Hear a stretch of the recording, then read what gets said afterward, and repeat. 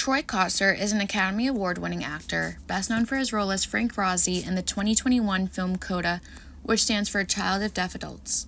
He made history as the first deaf male actor to win an Oscar. Troy was born and raised in Mesa, Arizona. He attended the Phoenix Day School for the Deaf and later Gallaudet University, where he studied performing arts. He has acted on Broadway, appeared in television shows like Criminal Minds, and has worked for many years with Deaf West Theater in Los Angeles, which is a company that blends American Sign Language and spoken English in performances.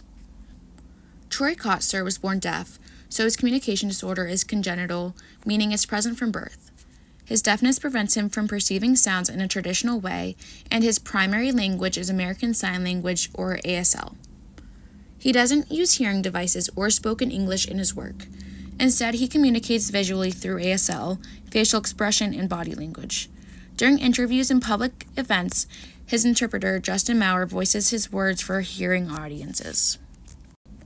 Deafness refers to a severe or profound hearing loss that limits a person's ability to perceive sound.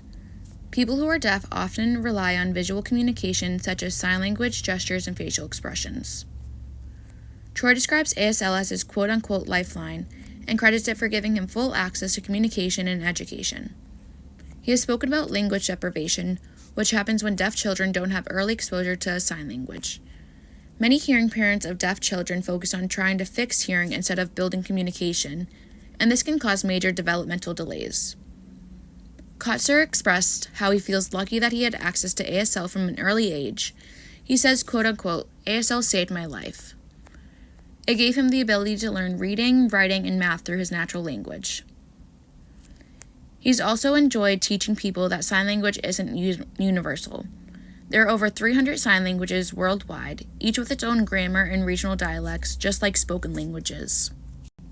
Troy's deafness shaped his personal life, education, and career. Growing up, television became his best friend. He loved Tom and Jerry and Charlie Chaplin films because they relied on facial expression and movement instead of sound. Those visual stories helped him imagine and later perform in his own creative way. At the Phoenix Day School for the Deaf, Troy was surrounded by teachers and students who all used ASL.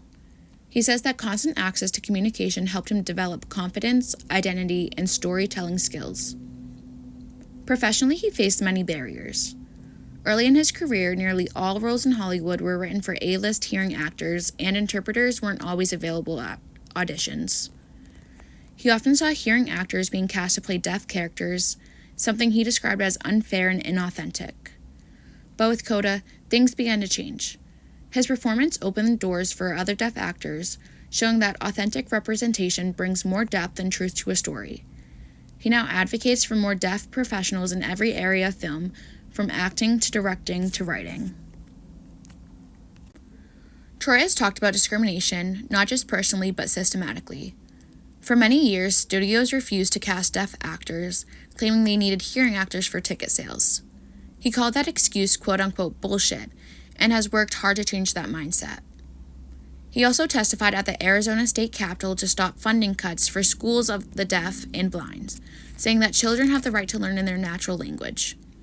He argues that deaf education is not special education, but rather a cultural and linguistic community that serves protection. Kotsur's advocacy goes beyond acting. He also fights for access, equality, and respect for the deaf community in every area of society. Troy doesn't view deafness as something that needs to be medically treated. Instead, he focuses on communication access. The main intervention in his life was early exposure to ASL and being surrounded by people who could communicate with him visually. He believes every deaf child deserves that same opportunity, to learn a language from birth, whether it's spoken or signed. For families with deaf children, he recommends learning ASL together, using bilingual education programs, and connecting with deaf mentors. He also highlights that bilingualism, knowing both ASL and English, is a major strength. He says it allows deaf individuals to move smoothly between deaf and hearing worlds. Family plays a huge role in Troy's story. His father learned sign language so they could communicate, and the two shared a close bond through activities like camping and fishing. Later in life, his father became paralyzed in a car accident and lost the ability to sign, but they still found ways to connect. Troy made a documentary about his father's life, focusing on love, language, and resilience.